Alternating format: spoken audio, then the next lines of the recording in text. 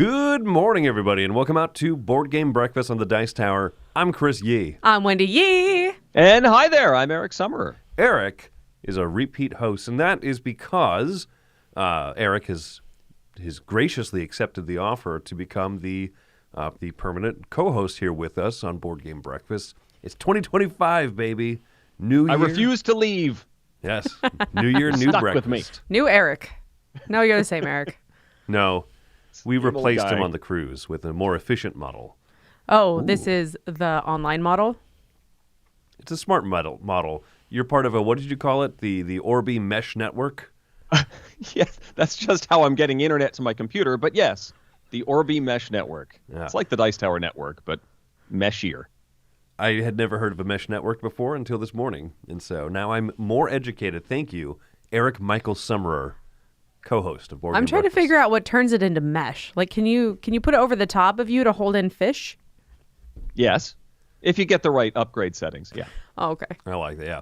Buying this multi-$100 internet setup to catch fish. Is your mesh dolphin safe? I hope, yes. I think if I hit a dolphin with it, they'd be okay. Folks, we have a couple of exciting things going on. So we just came back from the Dice Tower cruise and are tired. So tired. So Chris and I were geniuses, and we decided that we were going to stay up till 3 a.m. every night playing games with all the West Coasters who thought it was only midnight. I don't want to call you a fibber, but we stayed up till 3 in the morning because that's when the pizza shop closed. That's also free accurate. onboard pizza. So Had to get midnight. That's a plan. 2 a.m., 3 a.m. pizza every night. Mm-hmm. So basically, it's like I flew to Las Vegas and spent a week there and am jet lagged now. And Eric, Okay, now I went to bed at a reasonable hour most evenings, but then would get up, super early and play with the early birds. nice. Oh, see, that's wiser. Yeah. We do Plus, not one see day I early forgot birds. to set my phone settings, and we were in the Dominican Republic, which is 1 hour ahead of East Coast time. And so my alarm was set because we had an early excursion, and it went off an hour earlier than it needed to, and my wife was delighted with me. I'm sure.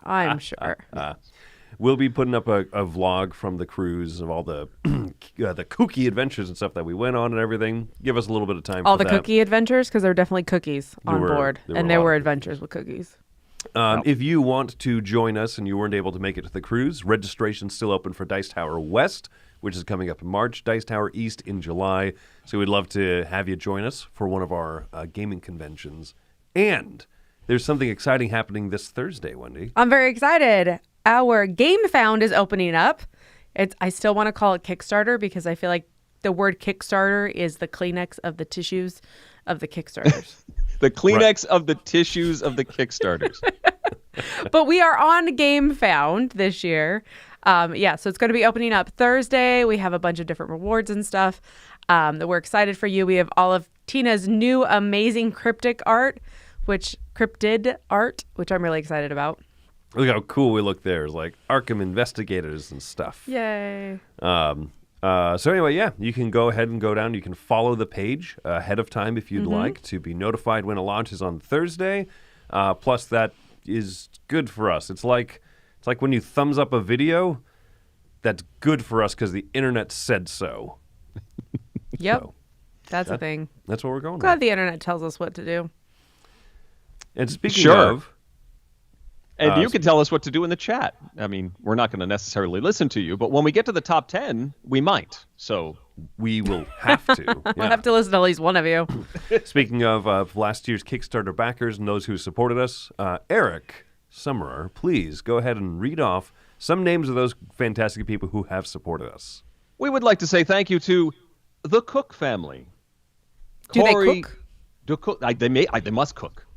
If they cook, they're the cooks. The cooks. Okay. Corey Bourgeois. Ooh, that's fancy. Yes. Amy Gilmore.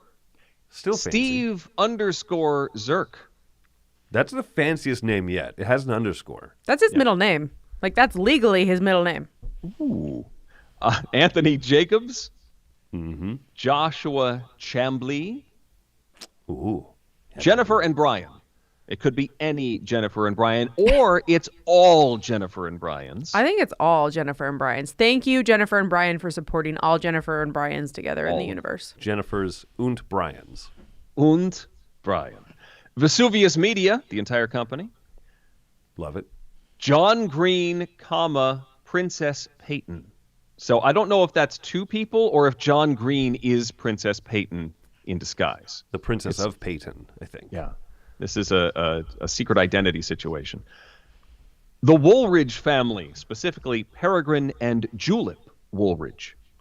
I think I'm allergic to them.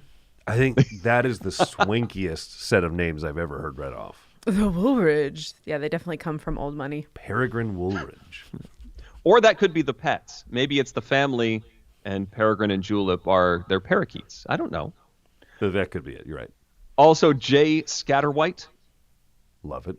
And Eric Lagnabach and his non-tossable dog, Gimli. This is the third time we've heard these names, and they're still surprising me. The surprises abound. All right. Well, lastly, we'd like to give thanks to the sponsor of this episode of Board Game Breakfast, which is Grip Mats. Grip Mats. Cut to them real quick. This show is sponsored by Grip Mat, who makes custom play mats for many of your favorite games. With their custom grip surface, you can keep cards and tiles in place without worrying about messing up the gameplay. Or you can get one without the grip surface if you just want a great-looking mat. Whether sprucing up a hot new title or an old classic, consider picking up a grip mat in the Etsy link below.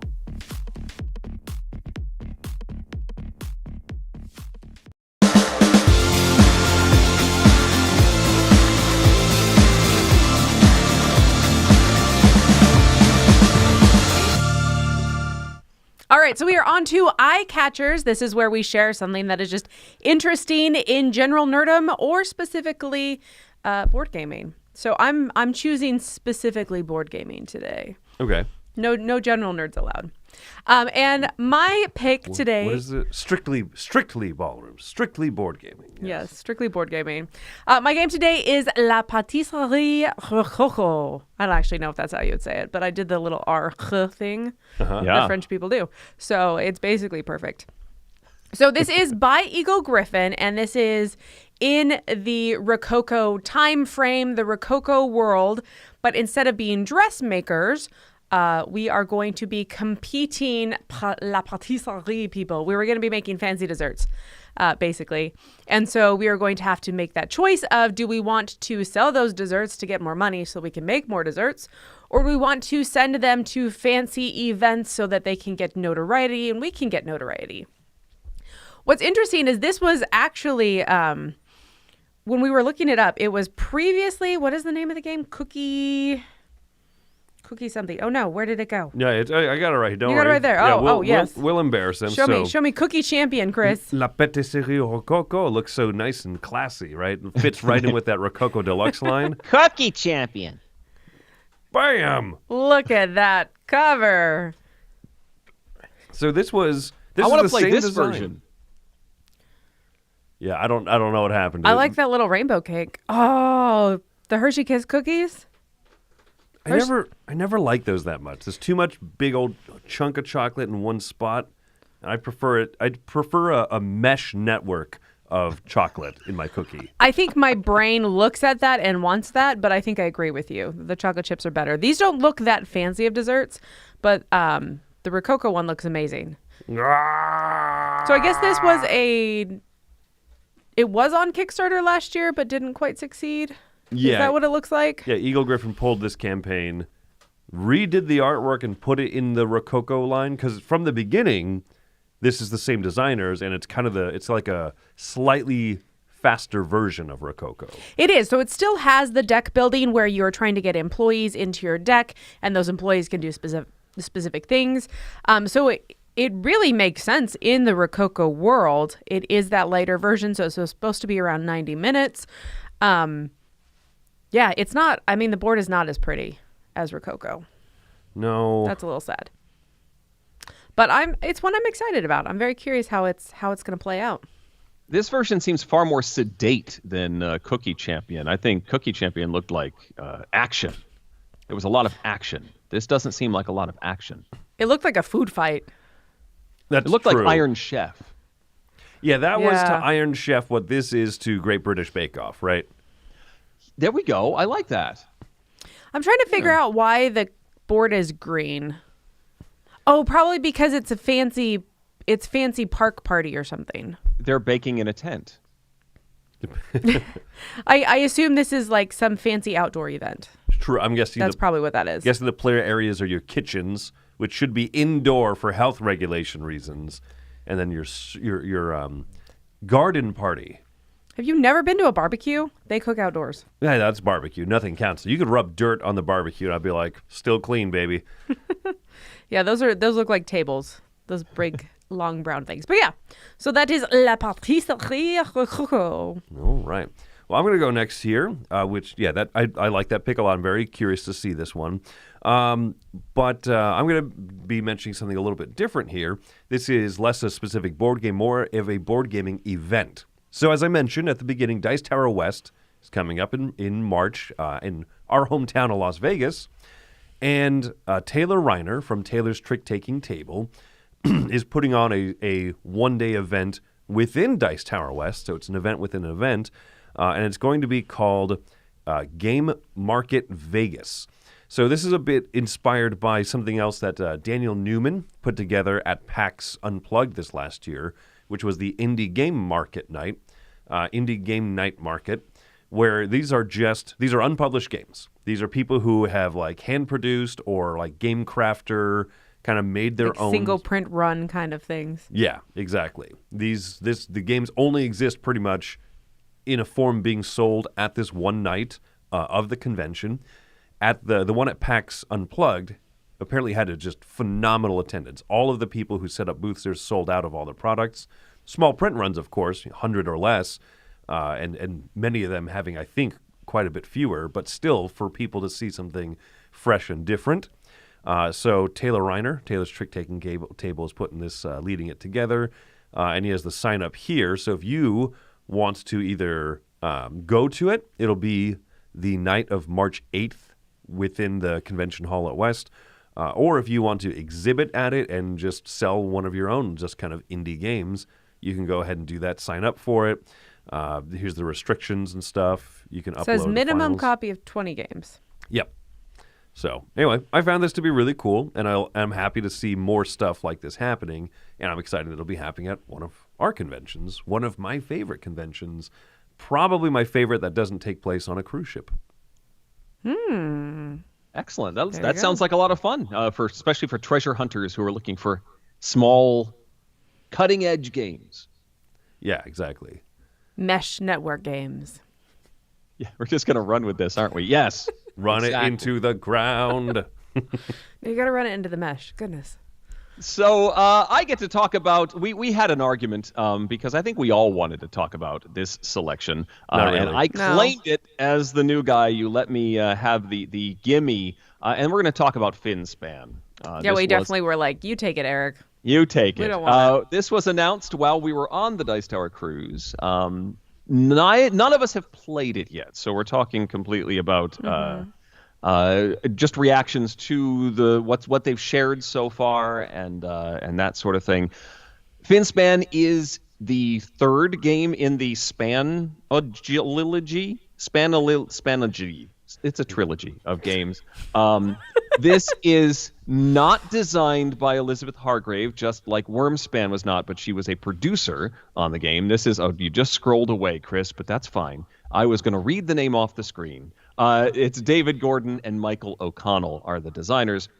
But it takes the general concept where you're collecting animals, except the board, instead of moving left to right in sort of landscape mode, it moves to portrait mode because you're diving down to play the fish. This makes it make more sense now. Okay. Sure. Yes. And you've got divers that then move down. It makes it a little this is supposed to be if you had Wingspan at the middle, and then Wormspan was more complicated. Finspan is supposed to be a simpler game, an easier entry point. It's got some fish pre-printed on your board, so you already have stuff you can do at the beginning of the game. And then you're playing more fish. It's easier to play fish and sort of spread them around, move them around. And then you send your divers down and they activate the fish. And there's even something, you always go all the way down to the bottom and there's something at the bottom that activates. That's about all I know about Finspan, but I do find it fascinating to see the backlash, or what did you say, Chris? The washback? The splashback. Splashback. When this announcement came out. There's been tons of memes of other span games, C-Span, Lifespan, really funny stuff that people have already thrown out into the ether there. But just some folks getting really worked up, like this is just a cash grab. How dare they, create another span game? But there are tons of franchises all over the place. How many legendary expansions are there? How many Azul games are there? I mean, and they're all slight variations, and people have their favorites. And more power to you to try this sort of thing out. Have you seen the splashback toward Finspan? I think the biggest thing, and we kind of took a survey on the cruise with people that are fish people. People that, like one guy we were talking about. People on the cruise? They're fish people, like yes. Where else do you think the fish people have their annual cult meetings, Eric? Yeah, it's cryptids this year. So we were talking to one guy that his two favorite loves in life are board games and aquariums, right? Those are his two. And he's like, and board games were more affordable than the aquarium. So eventually board games won out. And so I was like, okay. So is Fishspan a thing? And he's like, no, of course not. Like it is scientifically a phrase, and that is a specific measure. But nobody uses it. Sure. I mean, the length of the fish or the size of the fish do matter because the larger fish can eat the smaller fish. You can play them on top of each other. Again, I don't know more than that general mechanism, but that is something you can do. Oh, you mean in the game? I was like, in real life, the size of fish matters. Yeah. Yeah, but people always measure length. So, I don't know. I think it could have been Fishspan, which still would have sounded really dumb. Fishspan, yeah. We got things we got things in the chat like Yog Sothoth span, Spick and Span. My favorite was the wrenches. If it's about wrenches, it's span. Span. Yeah. I saw someone Photoshop together frying pans, Panspan. Oh, I want to play C-Span. C-Span would be a game. Mm-hmm. It would be a high-level intrigue and excitement kind of game. No, I mean, I get, right, going for a series. Wingspan has sold over 1 million copies, maybe almost 2 at this point, I think. Yes, do more with it. Run with it. Don't let it shrivel up, right? Like right. It's your cash cow. Right. If you are Stonemaier Games, absolutely try to do stuff like this. Put this in, make this game available in aquariums, right? Or other types of things like that. What was that, Eric? At Petco. At Petco, right? Sure. Yeah. Are we going to see a dog and cat version of this one day? Maybe, right? Clawspan. Jason Dunham in the chat says, this seems like a unique angler for the game system. Oh. Ooh, I just realized the German name here. Flossenschlag. I like that. I like Flossenschlag. Yeah, there you go. They should have just stuck with that, man. And that resolves all of my issues with the name of the game, actually. So, yeah, I look forward to trying Flossenschlag now. All right. So, well, there you go. Those are our eye catchers. Let's move on to some contributors, and we'll be back with our top 10 list.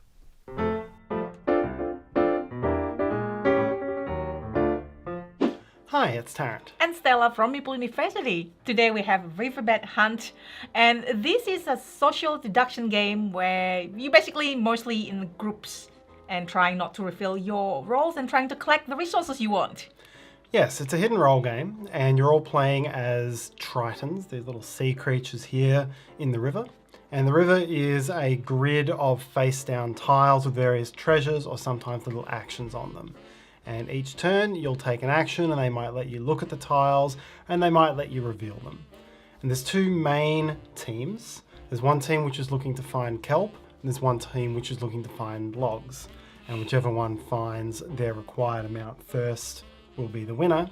But then there's also one player who is the profiteer, who's looking for gold coins. And there's kind of a lot of gold coins, and they'll appear on both types of the other treasures. And so that player can try to sneak through to victory by collecting all of those. It has these features which are... It's kind of like the domino reveals at the end of The Departed or something like that. So a lot of your revelations involve picking someone you trust and having them reveal. Yes. And then sometimes that can cascade onto other reveals. So it's this little careful play at the start where you're trying to get information and work out who you can trust. And then it ends up in this big escalation at the end. It could go wrong, very wrong, if you think that you know that player is on your side, but it's not. It's very, very fun games. We played this like a few games in a row at one meetup, and everyone enjoyed it. Everyone's just like learning how it plays to be more deceitful. So yeah, I really recommend Riverbed Hunt if you like that kind of like hidden roles social deduction game. Yeah, hidden roll with a board and hidden roll with some objectives. Happy breakfast, everyone. Today we're here to talk about Double Connect. This is a brand new edition of Double from Asmodee and Zygomatic, where you are effectively doing the normal double goodness of trying to match two cards. Well, there's a symbol on both of them, but what is it? And mixing that with Connect 4, because once you've found the matching symbol, you are going to add that to the table. It can now be matched to, and you draw a new card. There are no turns. You're just doing it quickly, fast, frantically, and trying to get 4 of yours in a row to win the trophy. Depending on the player count, you're going to need a different number of trophies to win. You could also technically just say, I've won the round. We'll say that's one game and go again. It only technically plays with up to 4 players, even though it says 2 to 8 on the box. 4 players on their own. As soon as you go above that, you need to start doing teams. So it goes up to 8, but then you'd have 4 teams of 2. So just be aware of that. But if you like that fast franticness of Double and, well, you just want a new twist, I think this is a really good one. The symbols all sort of... They're those double ones that they're super clear once you've seen the matching symbol, but sometimes you can be sat there staring at something with your opponent playing card after card and you're still like, what? I can't find a match. And then obviously they've won, and that's when you find the match. Often there's only a few that you really need to find it because that'll win it for you or maybe stop you losing it for the round. I very much enjoyed it. I very much enjoyed Double. And I don't think if you didn't enjoy Double, this is going to do much differently for you. But if you love Double, it could be a good twist for you. Anyway, that is Double Connect, and enjoy the rest of your breakfast.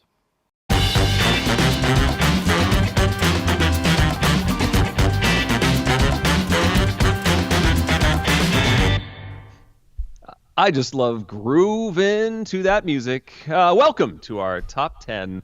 Our topic for today is things we learned as children that we have since learned are wrong. Incorrect information that we learned as kids. And as we head into our selections, don't forget, number 1 is your responsibility, chat. So enter your suggestions for this topic. We'll pick one and highlight it as our number 1. But my number 10 is my family, for a period, it wasn't just my family, but lots of folks I knew, stored our batteries in the refrigerator. You got the picture right there. We just had a chunk of the refrigerator where alkaline batteries were stored. I don't know the science behind this. Maybe it makes some minuscule difference into how long a battery lasts, but I don't know why. And at some point we stopped. So I bet it's just like a minuscule difference, but we stopped storing the batteries with our food, and it's probably a good thing. That's my number 10.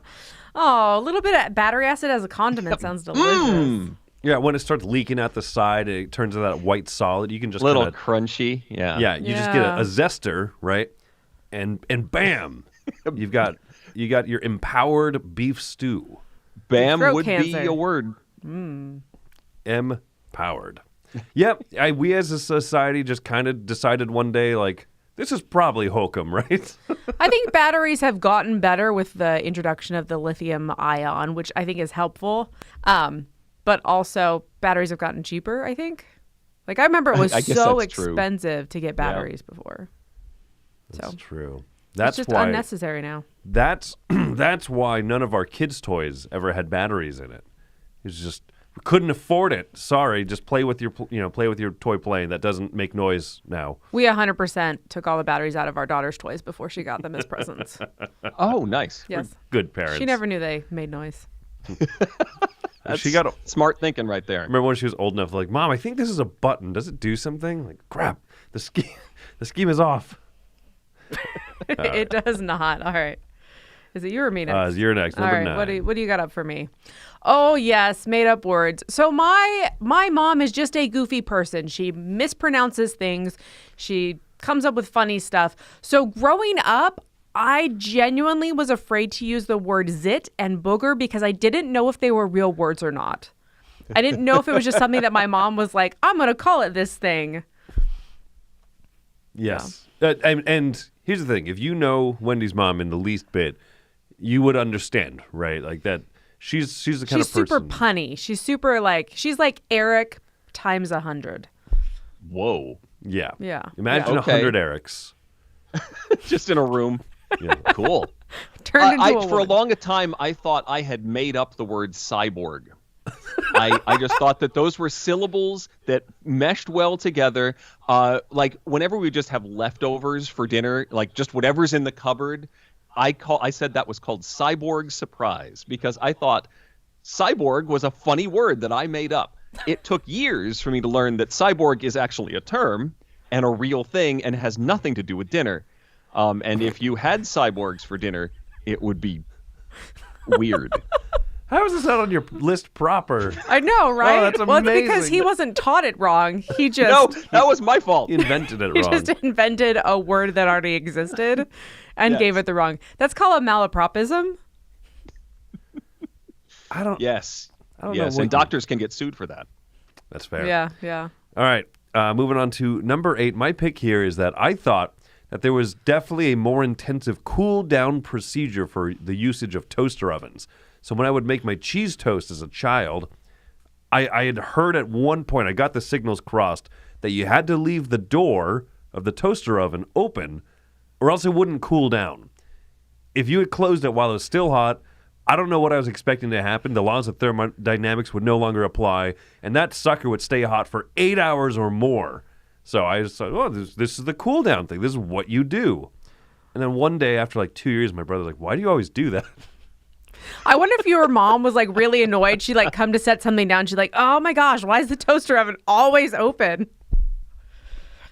Yeah. It is possible. Sometimes when we use our toaster oven and someone makes toast first, the settings work the way they're supposed to. And then somebody throws toast in immediately after. I'm going to make toast after you. And now the settings are off because it's already warm. And so the timer takes less time to get it to cook.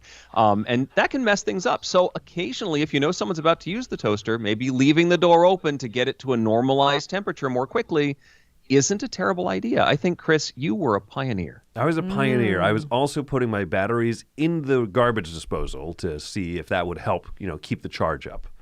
Actually, I think if you put the batteries in the toaster oven, wouldn't the thermodynamic laws also refill and recharge the batteries? I'm going to go home and try it. So there you go. Don't put batteries in your toaster oven. That was my number 8. All right, let's go to mine. I think there's a lot of old wives' tales and family traditions for how to avoid a sneeze. And I don't know where my family acquired this, but our preferred method, when you feel a sneeze coming, is to look up into the sky and say, cow, cow, cow, cow, cow, cow, cow, cow, cow, cow, cow. Moo. And then you sneeze, because it doesn't work real well. But occasionally, you manage to divert the sneeze. So, if it's allergy season, there's a lot of cow yelling going on in my family. This suddenly explains so much about you, Eric. So when I was in choir in middle school, I remember that my choir director told us that if we felt like we were going to sneeze in the middle of a concert, to rub our tongue on the roof of our mouth. And it kind of tickles, and so it's supposed to prevent sneezing. Like the soft palate, like the back? No, like the hard palate. The hard palate? Like just like rub it on the hard palate. It just kind of tickles. And then you make a funny face. Yeah. Yeah. And also you sing O Sole Mio wrong. I also remember a girl sneezed and fell off the risers once. So I don't think it worked. Oh, man. I hope she was okay, but that's hilarious. Eric, Richard in the chat says, that is utterly ridiculous of a suggestion. That's true. If you do Sneezing. say bless you, like John Tripp said, if you say bless you to someone right before they sneeze, it will stop it. And then they're in pain. The human brain is fragile and like can't process. Yeah. It's too early. It's too early. All right, Wendy, number 6. All right, number 6. I have this very distinct memory of having my bedroom windows open and my dad telling me that I needed to close them. And I was like, why? I'm enjoying the sun. And he said because dust travels on light and it will make the house dusty. And still to this day, I have no idea if he really thought that or if he was just trying to come up with some reason for me to close my windows because he didn't want the neighbors peeking in. I have no idea. I mean, it's obvious. The dust is right there, and you only see it when the window's open. Right. Right. It clearly comes through the window because it travels through on light. I have no idea. Yeah. And it's possible that your dad might not have even said those words. It's true. And you just created a core memory that will be with you for the rest of your life because as a kid, you just understood it wrong. That's 100% fair. Oh. But I, for one, choose to believe that your dad, as smart of a man as he was, just got this one wrong. He never said it again. Like, oh, man. I don't know. Oh, I'm sneezing. It's really light outside today. Cow, cow, cow, cow, cow. All right. My number 5, these two here are coming from my mom, the higher up ones up, because she definitely said some odd things to me as a child. She warned me of the evils of too much Tic Tac consumption. She talked about her friend, her coworker. She always had a friend that something bad happened to when I needed to learn a lesson. She had a friend, just ate Tic Tacs, one after the other, ate too many, and then died. Just like that. Died. Don't know what happened. Yep. Confused. I avoided having more than one Tic Tac a year, basically, as a child because of it. So Did she go to this funeral? Was this like... Go to the funeral, someone next to you says, oh, my breath smells bad. Do you have a Tic Tac? And they're like, no. I That sort killed of Marianne. remember this. Like, there was a scare with either the coloring or the flavors, or maybe it was the artificial sweetener at the time, and somebody decided that if you have too many of those, it's going to be terrible for you. But it would require a truckload of whatever it was. It's the red 40. The fact that it was your mom's friend that had the original problem. she's patient 0. And in this case, there was no patient 2. So, yeah. There you go. Death by Tic Tac. Okay. All right, back to me. This is actually game related. My family really enjoyed playing the classic card game Mealborn when I was growing up, and a lot of the cards in Mealborn have both English and French on them, and so we learned a lot of cool French words and phrases. And there is a concept in Mealborn when you play a hazard on someone and they have the what is it called? It's the green slash card. That allows you to basically ignore that particular hazard. And if so, you wait to play it until somebody tries to attack you. So if you have the incredible card, because crev is like the punctured tire. Somebody tries to do a punctured tire on you, and you have the incredible card, you get to play. It's probably incredible or something. And you play this card. That is called a coup fourré. And it's important to put the accent mark on the foray. Coup fourré, which my father insisted was literally translated as, ha ha, you can't do that to me, you sucker. French is an efficient language. French, very efficient language. That's not what it means. I think, Chris, you looked it up, and it's just like a aggressive move or something. It's a very strong move, I think, is what that translates to, which I like my translation better. So maybe this is true. Maybe this is it's better that I learned it this way. I think the French are very supportive of you changing their language. I'm sure they'll be fine with it. Ecstatic. Yeah, exactly. That's great. Okay. My last one. Now, this one, I went to C camp in 5th grade. I went to a science class camp for 3 days. It was a weekend. And one of the adults there, the teachers there, the people there that I'm learning scientific facts from, asked the question. He said, "What are sand dollars?" And all the kids were like, "I don't know." And he said, "They're smushed sea urchins." And nobody laughed. And I didn't know that wasn't a real thing until I was in high school and I thought about it. And I was like, that doesn't make sense at all. So there you go. The public school system failed me for taking me to C camp. I learned nothing. The C Camp's a privatized organization, so yeah. Yes, but the public school district took me there. Yeah, I hope that teenager was fired and nigh quartered for this offense. I did get Specifically to C camp. I know, right? I did get to should dissect know. a squid though, and I got to use the ink sac to write something. So I learned a thing. I'm glad you How to stab a ink sac? Okay. So you learned one thing and negative one thing. So C Camp is still zeroed out. Yes. A friend of mine taught middle school science class, right? And so one of the things he said was he had the student that, honest to goodness, had a misunderstanding like this, where they were talking about endangered species, extinct species, and stuff. And this girl raises her hand and genuinely, in earnestness, says, "And there's not a lot of unicorns anymore." I get that, kids believe in unicorns and whatnot, but just she just never gotten the memo. And I mean, it was factually correct until the last word. What a terrible place to have to learn, to middle school science. So class. publicly. Publicly. Anyway. Oh, I did meet a.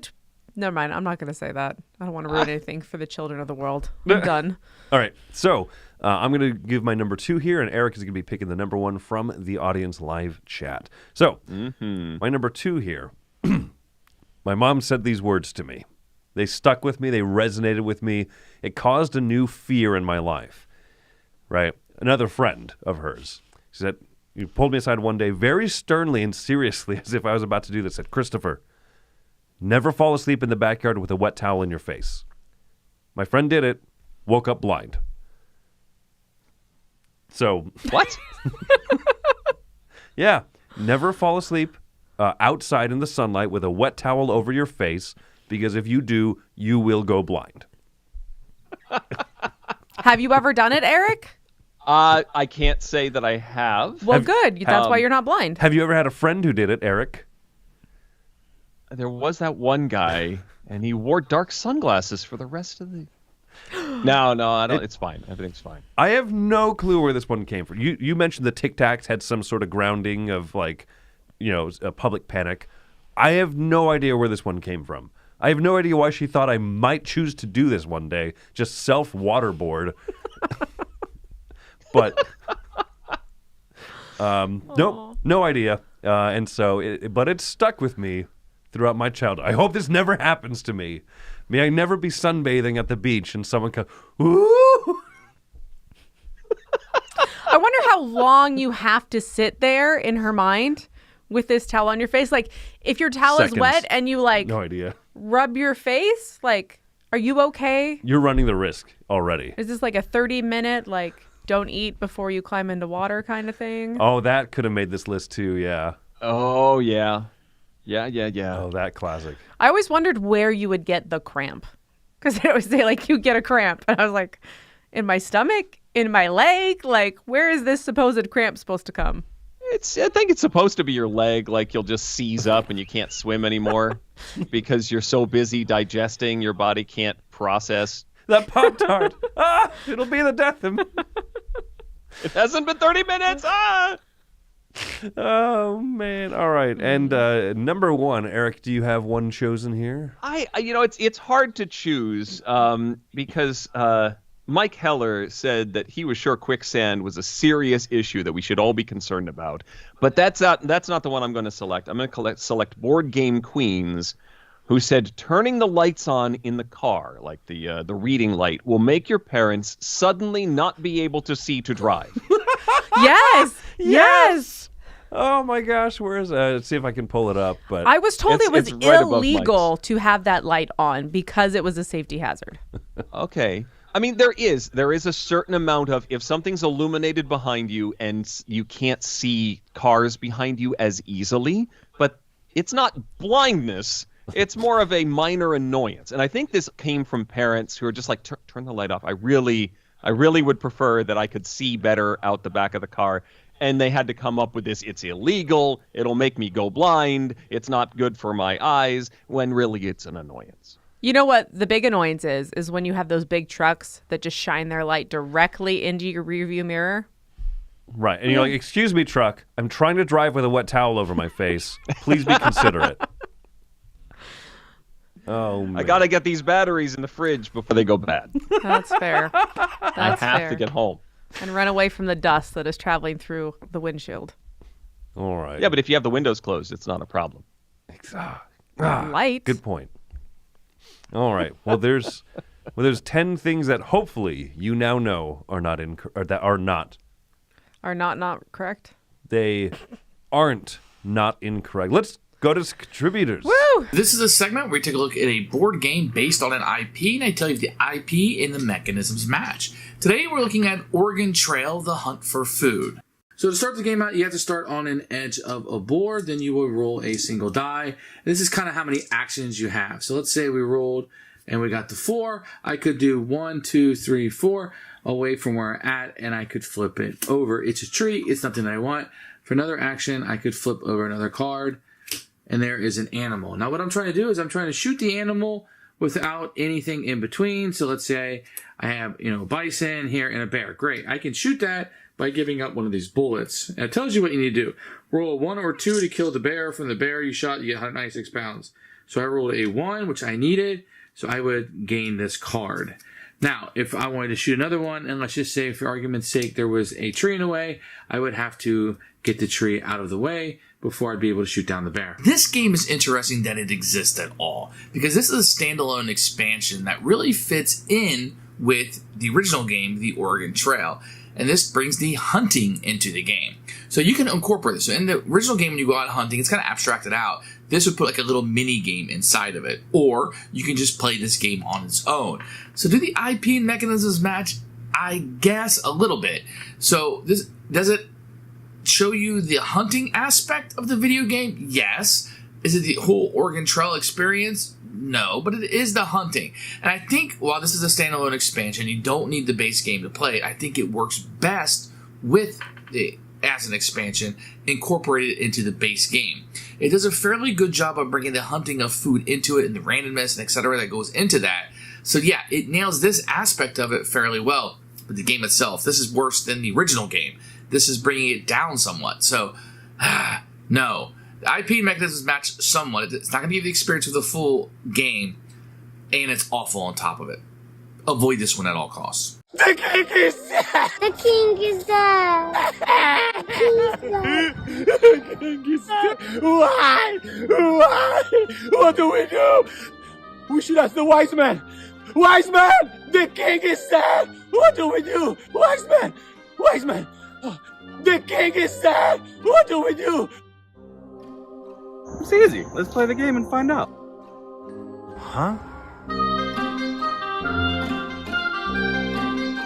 The King is Dead 2nd Edition. It's an amazing area majority and management game in which players alternate turns either playing one card or passing. When they play one card, they add or move cubes across a map of medieval England belonging to 3 different factions, and then remove 1 cube to their collection. When they all players consecutively pass, there is a scoring phase, and one area of the map is scored. When all the map has been scored, we go to the end of the game, and based on the status of the map and on the number of types of cubes gathered by players, we determine the winner. Mike the Warrior, how do you win The King is Dead 2nd Edition? So in a game with so few actions, 8 of them to be exact, it's almost that inaction becomes your most valuable tool. And the reason for that is if you've used all of your 8 cards, you no longer have the ability to manipulate the board with the cubes. And therefore, when these areas settle, you cannot choose which way to manipulate that state. So passing is precious. It is absolutely the key to winning this game. Check it out. There is even an asymmetric variant. Love it. King is Dead. Wow. Second edition.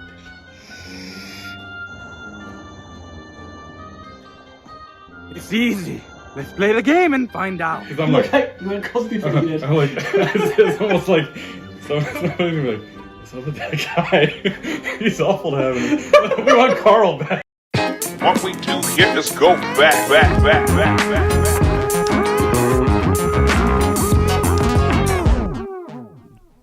All right, so for our old school game today, we all had the opportunity to try out Spike for mostly the first time. Mostly. I went to log my play on Board Game Geek, and I had no memory of ever playing this game, but I had somehow logged it as having played it. I think I got a demo at a convention once that was maybe an explanation or a round or two. I had not played a full version of this game at all, but pulled it out on the cruise and gave it a whirl.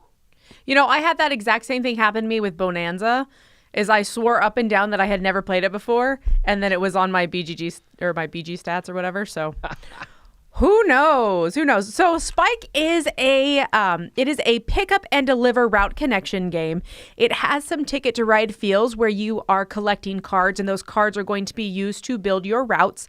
However, the game board does not have predetermined colored routes, but instead there are lines that are various different colors and dashes and dots and lines, and you are going to spend those cards to build your route, and you're trying to make a specific connection based on a card that a unique card that everyone has to create a route, but then you're also trying to deliver very specific goods to cities.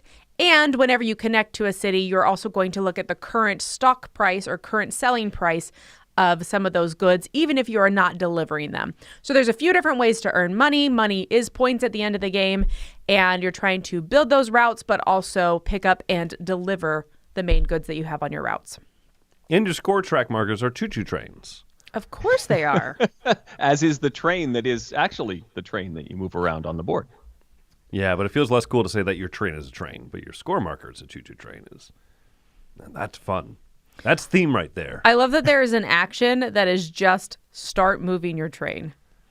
Well, yes, because there's an auto move for the train. Once you start the train on its journey, you get to move it for free every turn and do other stuff. So it's actually more efficient if you can make your train go as often as possible while you do other things. And I was not good at that. I was so concerned with the card that had me making a connection from one city to another and trying to secure that my train was so out of position, I couldn't pick up the thing I wanted to. It took me about half the game to actually get my train to move in the first place. There's a lot of stuff to juggle here, a lot of city names that you want to pay attention to, because you've got your route card and you've got all the cities you can deliver to, plus all the cities that have that good to begin with, plus getting bonuses for connecting to things. I can't worry about all that at once. That's a lot of stuff. Right. Yeah. As the people in the world say, ain't nobody got time for that. I enjoyed this game. I didn't love it, but I was happy that we played it because I've heard good stuff about it. It's from 2014. It feels old is maybe like not the right word. A little dated. A little dated, right? Yeah.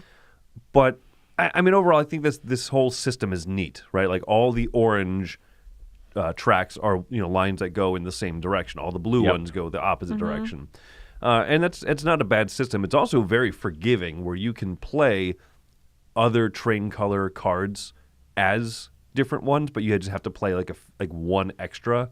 So you could build a 2-length orange track by spending 3 black cards, right? Yeah. So there's some forgiveness in it. I think there's a surprising amount of flexibility because you have that, but then on top of that, you don't have to go in a straight line. You could have a line that goes, I realize I'm not in camera, that goes up and sideways, or you can just have it like straight up and over. You get to choose. And so I think there's a surprising amount of flexibility, especially after playing so much Ticket to Ride Legacy recently. Yeah, where I'm like, I just need reds. I need only reds. Yeah, well, you have to be flexible because if somebody builds into a city the way that you intend to, now suddenly you have to go around and enter the city from a different angle in order to do what you want to do. My wife and I were building next to each other the whole time. We were just butting heads, and we'd constantly, right before one would build in a direction, the other would build there, and you're like, now I got to go up and around. This does feel like a good next step game. If you're a fan of Ticket to Ride or Transamerica, this feels a lot like this adds more layers to it, but not to the complexity of, say, a Crayon Rail game. This is almost my first Crayon Rail game. Getting to build your routes the way you want. You have specific goods to deal with. You get connection bonuses. You have to worry about stock price, but it's not overwhelming. And like you said, Wendy, forgiving. When something goes awry, you can fix it. I think the one drawback for me that really makes it feel dated, and maybe it's I just don't like this mechanism, but the way that the stock prices work is that they are either worth $1, $2, or $3. And as soon as someone connects to a city that is worth a $3 one, it immediately drops to the 1. And there were so many times that I grabbed a 3-price good the turn before someone else went there. And I know that happens a lot in this game. And it happened to me once, but I did it probably 15 times to people. I did it a ton. And that is one of the main ways you get money other than delivering your very specified goods. And so I felt like because I kept hitting the 3s, even if everybody else kept hitting the 3s, once I was in the lead, there was no good way to jump ahead other than try to make a longer delivery. But then the timing of the game, the game ends when all 3 of the little whistle cards show up at the end of the deck. And so you don't know when it's going to end. And so it's just high risk if you're going for a really long track at the end. And otherwise, I don't really see a way where you can catch up.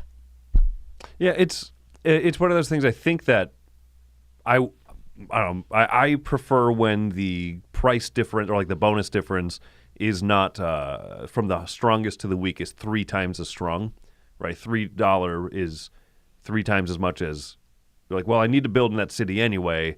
I need to build in a wheat city. I was about to do it this turn. Wendy built into 1, and now my turn is only worth 1 point as opposed to her 3.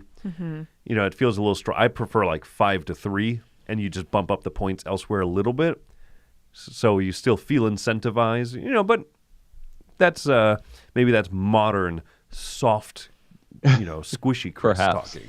And I think strategically, the goal of it is so that you have to leave yourself a lot of possibilities. I need to do these 8 things, and I'm going to get myself very close to doing each one of those 8 things so that I can opportunistically grab them as it reveals that they are worth more money, I guess. Right. Yeah. We didn't mention that you upgrade your train. You can have it hold more goods. You can make it move faster. You can have yourself draw more cards on your turn, and that costs money as well. And so those are victory points that you are spending. How much time? Yeah, you can fully upgrade your train, but it's going to cost 15 plus 12, 27 of your points. If you fully upgrade your train, do you need to do that? And you might end the game with 50 points or 60 points, you know what I mean? So you're talking about a good amount of them. So, yeah, I'm very happy that it played it. Eric, how would you kind of feel rating-ish wise? You don't have to have a score. Yeah, I think this is middle of the road. I'm glad I finally got a chance to play it. This was I had a copy that just was never hitting the table, and it was on the sell pile. I think it's going to stay there, but I'm glad we finally got a chance to play it. It had a lot of things to like, and but it's just compared to some other train games like Legacy, Ticket to Ride, or Transamerica that just fit into the style of game I'm looking for a little bit better. Have you played Free Ride, the Freedom and Freeze train? I have. I haven't played the USA version, but I have the original with all of the rejiggering that you have to do to figure out what color you're looking at. I've got lots of little flags and dice to signify where things are going. Yeah, I think that one does a lot of the things that this one does, just a little fresher, a little bit more to my taste, I guess. Yeah, I would agree with that, for sure. But yeah, glad, like you said, glad I got to play it. I think it's a solid game, and now Stonemaier Games is texting me that they are going to be releasing Railspan, the train game. Oh, I would play that. How big is that rail? There are 2 standard units in the world. You don't want a giant variation in your rail span. You don't. That's bad. Yeah, are you measuring the length of the rail or the length of the engine? Oh, there you go. The length of the train? Well, we'll figure this out. We'll start workshopping it. Absolutely. All right. Well, there you go, folks. That is another Board Game Breakfast. New year, new us in the bag. So remember to go ahead and go check out the Dice Tower Gamefound page. You can go follow us there and be announced for, you get the notification for when it goes live this Thursday. Other than that, we have our normal live shows going on. We have a few little reschedulings as we have a bonus guest in office this week. So our top 10 list is actually going to be on Tuesday, which is tomorrow, with top 10 dice chucking games with Sam Healy. Ooh. And then tomorrow morning, we'll also have a live play Masters of Orion, the new campaign that's live crowdfunding right now. And he'll be joining us for that as well. So basically, we're back, and we're back on board, and we're ready to go. Mm-hmm. And we have a new podcast episode that posts tomorrow that we recorded right outside Central Park on the cruise ship Symphony of the Seas. So, did you really? That's cool. Yeah, you can hear the water slide. We'll see how much I can reduce that in editing. Sounds like fun. All right, well, great. Well, so until next time, wherever you might catch us, my name is Chris Yi. I'm Wendy Yi. And I'm Eric Summerer. Have fun with the rest of your breakfast.